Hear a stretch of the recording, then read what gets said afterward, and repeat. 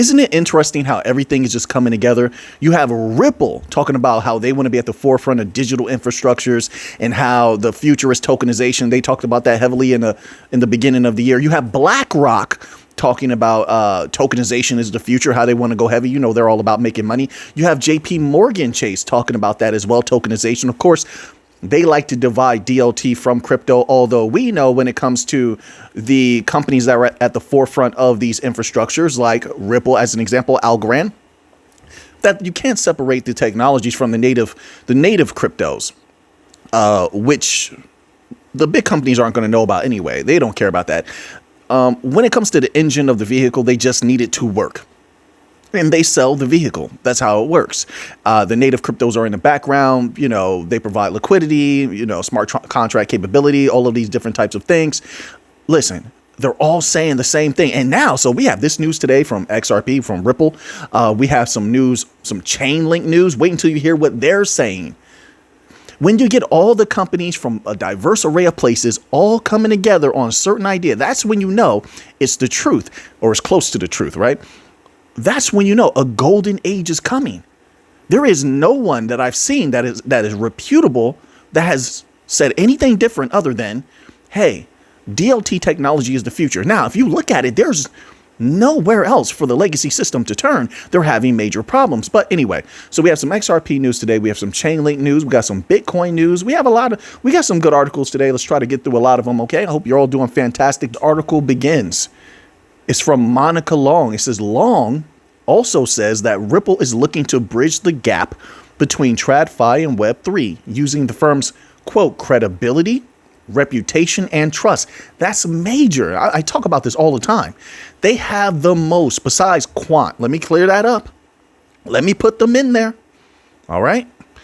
Aside from Quant, Ripple has the most.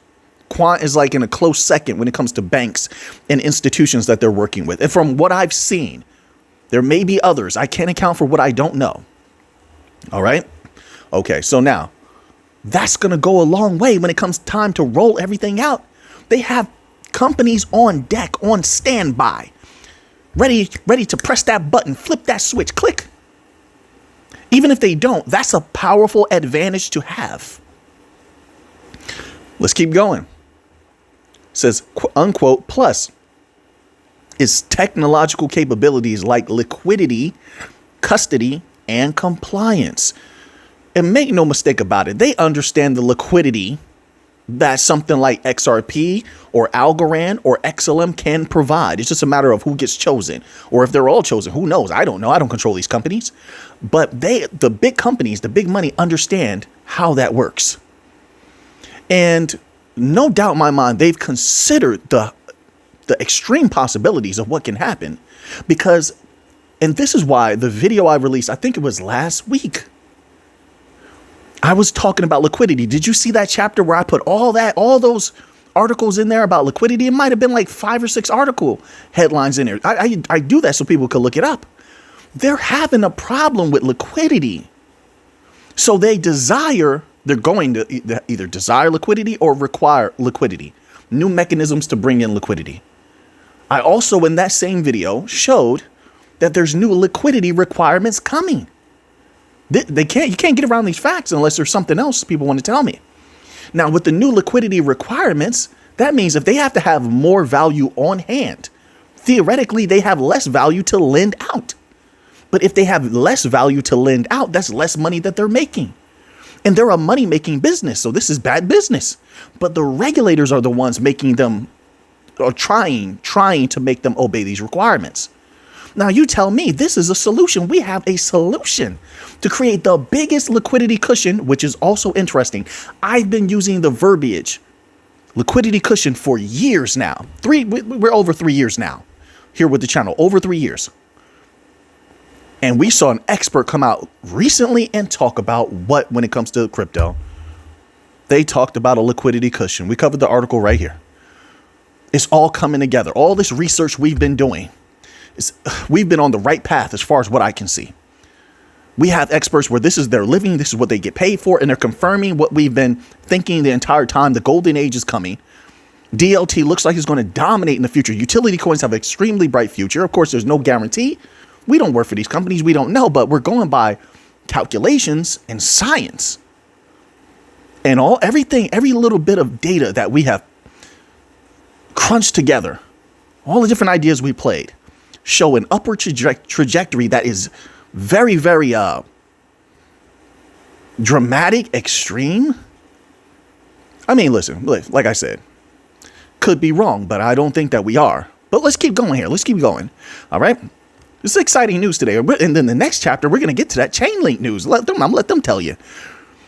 It says here, quote from Monica Long, "We envision being a one-stop shop for enterprises that want the benefits of integrating blockchain into their business, but don't have the expertise." A lot of them don't.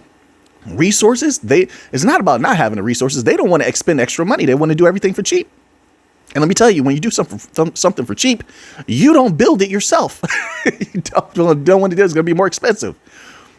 So resources, it says, or interest in building and maintaining the technology in-house. Now, why did I say that prior statement? Is because if you look at companies like Stellar and I think Solana, they're streamlining everything to both make it easy to deploy systems and keep it extremely cheap. And I want to put Ripple in there also, but I can't remember if they're one of the companies that said they're streamlining everything to make it cheaper, but I think that they are. But I'm just going to say Stellar and Solana right now, because I recall articles, I recall articles where they made that very clear. Okay, but they're making it cheap. That's very tempting. It says here, Ripple is one of the few players in the space uniquely positioned to deliver on holistic digital asset infrastructure that bridges TradFi and crypto through our years of experience living and working within both worlds. Ripple has the credibility, reputation, trust, advanced understanding, and operations for core services like crypto on and off ramps, liquidity, custody, and compliance. And we'll continue to evolve our product suite. Evolve, that goes right with what they said the other day, where they're going to be integrating some of these more advanced XRPL features. I'm going to assume like payment channels, unless they've already done it and I don't know about it. And I don't proclaim to know everything. I don't.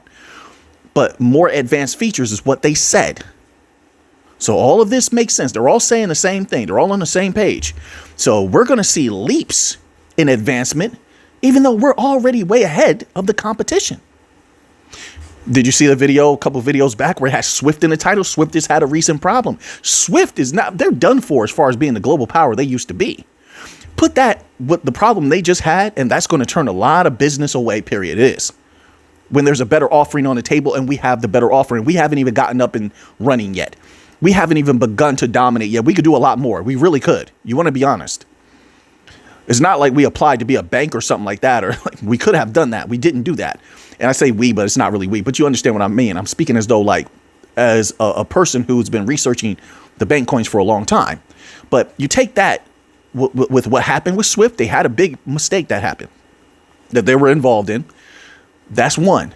And two, look at what Janet Yellen said the other day with the US dollar. We're not bound to the dollar.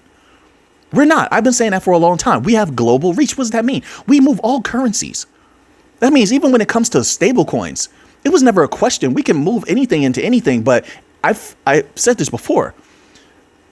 Watch the recent videos, the last like 2 months. And I said this. I said, I think each region will have a customized, localized currency. Localized currency could be a government issuing that currency. It could be the companies issuing that currency. We've seen it already experimented with in the United States. Yeah, Florida has some kind of thing going on. New York has some kind of thing going on. You had a few companies that had their own coins. Most of these places will have their own coins so that they can have their own traceability, keep it private, their own closed ecosystems, which benefits us greatly. So I mean, whether it's the outright fiat currencies or stable coins, everything will run on chain if the future is what we think it is. So it says here, we got into the business because we believe blockchain technology and digital assets can provide faster, better, cheaper financial services. See how they can still say that confidently? Because it hasn't changed. So our advantage remains the same as we're about to be unleashed as soon as this case is over. They haven't caught us. They haven't beaten us. We can say this bravely, confidently. Honestly, they're nowhere near us, the legacy system, and they're rapidly collapsing. All right, so now let me leave that one here. I want to get to this Chainlink news because every time they come out, man, they come out roaring. I'm super bullish on Chainlink, just my humble opinion, not financial advice. All right, you all stay safe out there. Make your own decisions at all times. Trust yourselves more than you trust others. All right, be safe and be careful out there. It's getting dangerous. But this article here is titled. Did I say a shout out to all my people? Did I say shout out to Marky Mark? Shout out to Matthew. Shout out to Massage. Shout out to Keith. Shout out to everybody. I don't know if I said it. I've done this video like 4 times now. I messed up a couple of times. So I don't remember if I said it in the beginning of this one or if I said it in another one. My apologies. All right. I know everybody just sees one video. They just think that's what you did. No, sometimes it takes multiple shots. Now, this article was titled, Sergey Nazarov says world's largest asset managers, largest. Get a list of the top 10. Who's the largest? Largest asset managers and banks will connect to DeFi protocols. Golden age is coming. It says here, Chainlink creator Sergey Nazarov says that the traditional finance world will be connected to decentralized finance via Link. Yeah, I'm super bullish on Link. Nazarov says on social media platform X that TradFi is gearing up to take the next big step in its adoption of digital assets and smart contracts. Now, wait a minute. Let me say this. Of course, there's no guarantee in this unless he knows something we don't, unless he has partnerships lined up that are going to come out. He can't talk about right now. They have non-disclosure agreements. And then that's one of the reasons he's saying this. So it could go either way. Maybe he's just confident it's his company. They're doing great. They have been doing great. They have a lot of power. They already have good partnerships like the Swift partnership. So that's on one hand, he could be saying it because of that. But on the other hand, he could be saying it because there's a lot he hasn't announced yet. And he's like, hey, listen, everybody, I can't say anything right now, but I'm going to say something. We're about to do a real good. That's possible. It's possible. Mr. Nazarov. Mr. Nazarov. Tell me man to man. You got something in the bag. Huh? You got something in the bag there. You can talk to me. Talk to your Uncle Mick. Oh, man. That just takes me back. I tell these stories all the time. Listen, when you get older, I got all these good memories. I haven't even shared half of them. But my old boss, he was like family, and he talked like that. You know, Mick, I says to the guy, I says, you want to buy this $500 or not? He'd say, I want to buy $450. I said, what? $475, Mick. He goes for the $475. You know, I only paid $200 for that. He was a real businessman. He didn't play around. He was so cool. So cool, you know. So anyway, somebody out there's like, hey, Mick, I talk like that too. Am I cool too? Probably. It's a lot of people have cool accents out there. Super cool. So anyway, now right here, Chainlink, back to Chainlink. Quote, accelerating the adoption of digital assets, smart contracts, and TradFi is just the start. Once the world's largest asset managers and banks are on chain, he's saying it like it's a guarantee. Why? There's only a few different reasons why he would say that. This is the next step is connecting them to the DeFi protocols already powered by Chainlink. And let me say this also. I know a lot of people watch the videos, and I know you have an opposite opinion of mine. I respect that. I'm not trying to convince you to think like me. I don't want you to think like me. That's how the world gets boring. When everybody just sits around and yes mans each other, they all think the same, dress the same, walk the same. That's boring. I don't want all red flowers. Let me get a couple of blues in there, a couple of yellows. Contrast is a beautiful thing.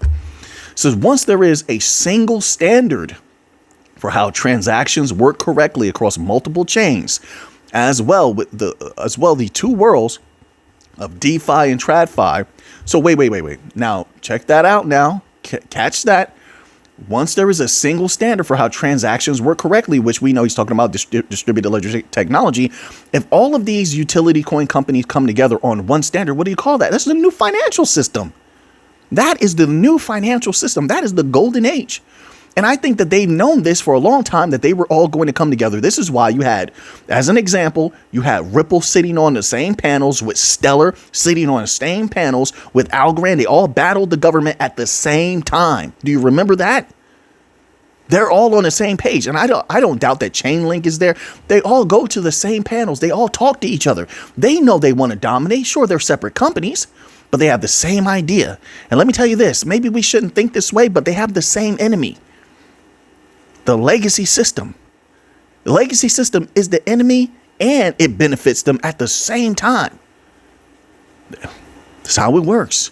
But let's keep going here. It says Nazarov references the launch of Chainlink's digital asset sandbox, designed by Chainlink Labs and powered by its cross-chain interoperability protocol.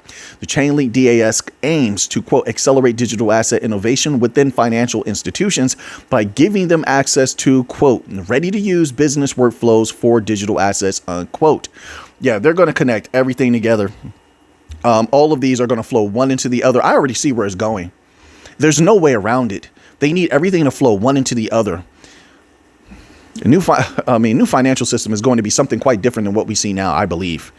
You won't be able to know which one goes in the way. It won't even matter at that point. Everything will be so congealed. The lines will be blurred.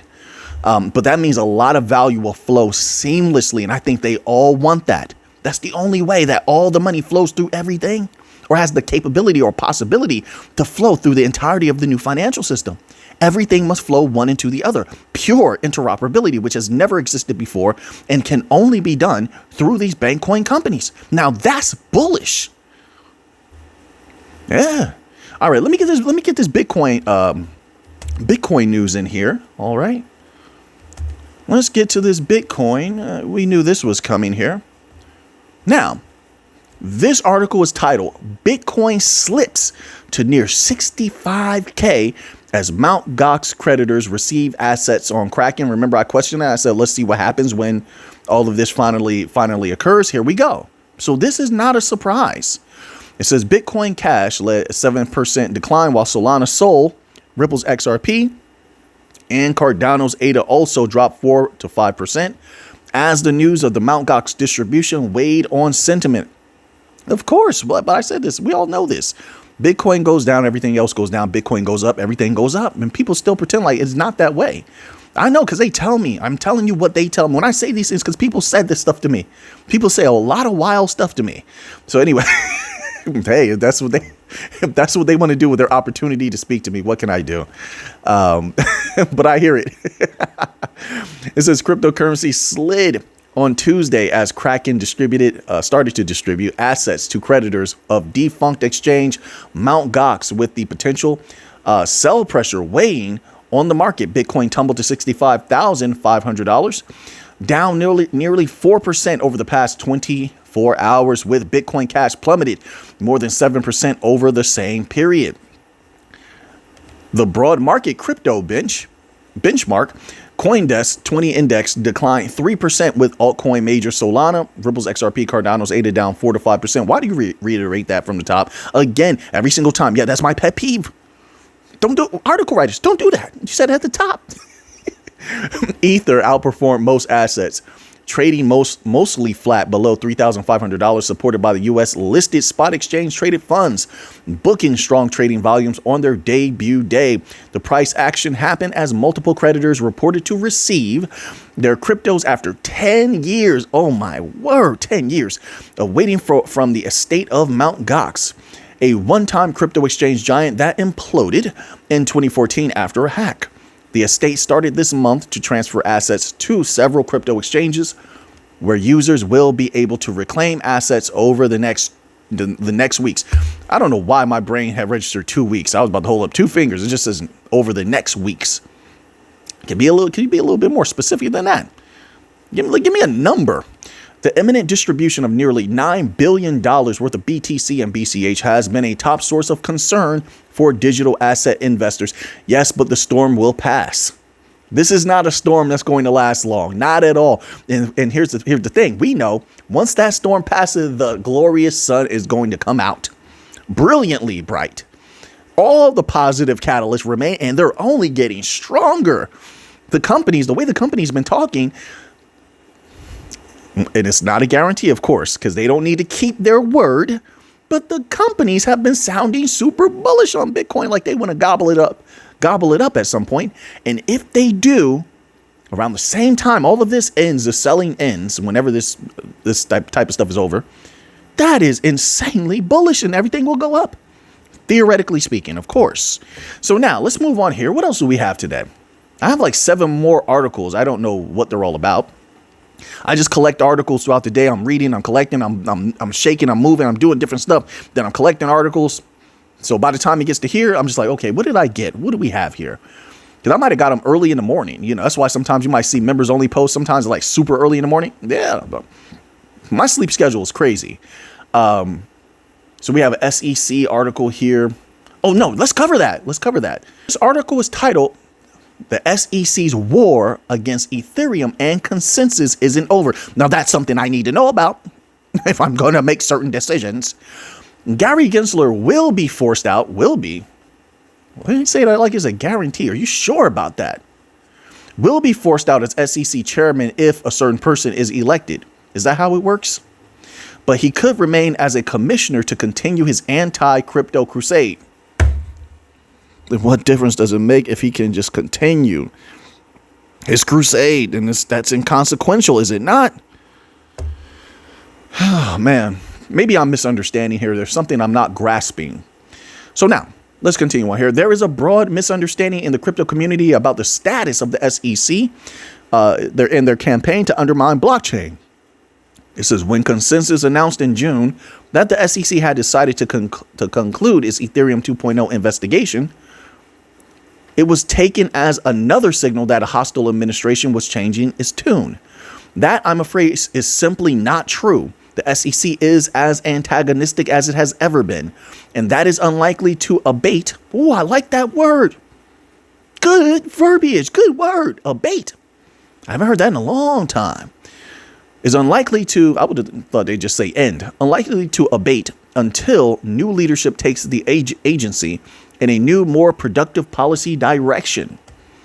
I can't believe I've become one of those people in my older years. I remember being younger and a lot of elders will, you use a certain advanced word or seldom used word and they're like, oh, that's a good word. And now I feel that way. I don't know. I just feel excitement. Like, ooh, I like that word.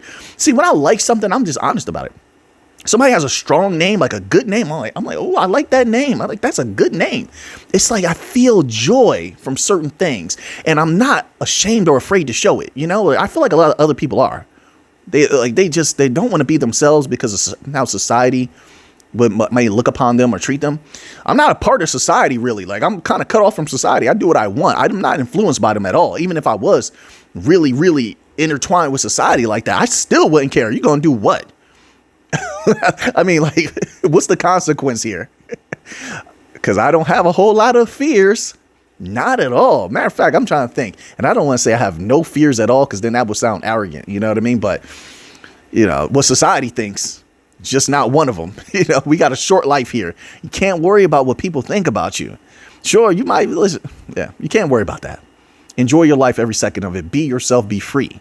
So anyway, let's get back. Hey, stop lecturing. Like, what are you doing? Who do these people think they are lecturing me? Put it on you. I'm putting it on you guys. All right. You did it, not me. You did it.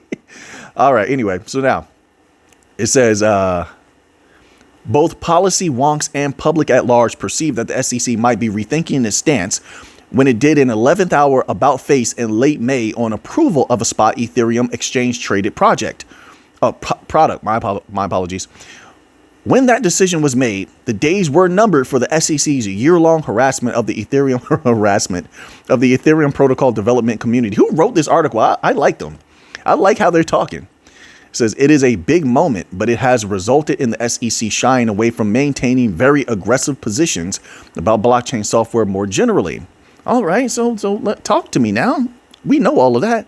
The SEC's lawfare campaign still rests on two propositions: that a lot of tokens, perhaps nearly all, as they keep changing their story, are securities. Then when consumers use certain smart contracts, it turns the developers of those contracts into intermediaries regulated under new securities laws. So they're still doing the same thing. By now, everyone recognizes the SEC's tactics. I'm scrolling down. It says the reality is that the SEC could litigate until the next ice age, and it still wouldn't be able to achieve its purported regulatory aims. That's true. All right. So what is the change here that you're saying, or what is going on here? Thankfully, the SEC's campaign just got a whole lot harder in the wake of the decision in the SEC versus Binance. There, the judges said that the SEC's allegations concerning the secondary trading of tokens on the Binance platform were facially deficient and thus should be dismissed. The SEC's goal with its second tactic to insist the software developers are secondary or securities intermediaries. So is Consensus legal fight with the SEC both in Fort Worth and in Brooklyn will play out over many months ahead against a watershed political moment for crypto generally. All right, so the fight continues. So, just stay on your toes is what they're saying. All right, we're going to skip 3 articles here. Maybe we'll save them for tomorrow. We'll see. But I want to end off here with a little bit of gold news before the video gets too long. Let's find out what's going on with beautiful, beautiful gold. So now this article here is from kitco.com. I love kitco.com. Very, very good website when it comes to commodities news. This article is titled India. Wait, why did it jump up like that? Sometimes the articles do that. There's like a ad loading and pushes the article up. India to cut gold, silver import tax, spurring demand as Chinese buying starts to slow. Once again, I don't even think about that because the Chinese representatives said, sure, we're going to slow right now, but we'll pick it back up later. That's what they said. We'll see if they keep their word. And who knows? Maybe that's just one person's opinion, I guess. It could be different. Other people could think differently that represent them. But that's what they said. So I don't even worry about them. Then on top of that, central banks globally been buying at a record rate, record amounts at a record time. I don't see that stopping. Then you have the possible collapse of banks coming soon.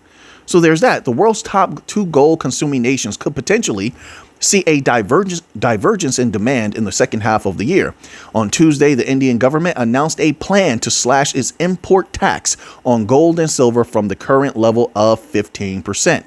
It says, quote, I propose to reduce customs duties on gold and silver to 6%, unquote. That's India's finance minister, Nirmala Sitharaman. That's what he said in his budget speech. So now that you have that information, what are you going to do with it? I know what I'm going to do with it. So until next time, everybody, let's get to the money.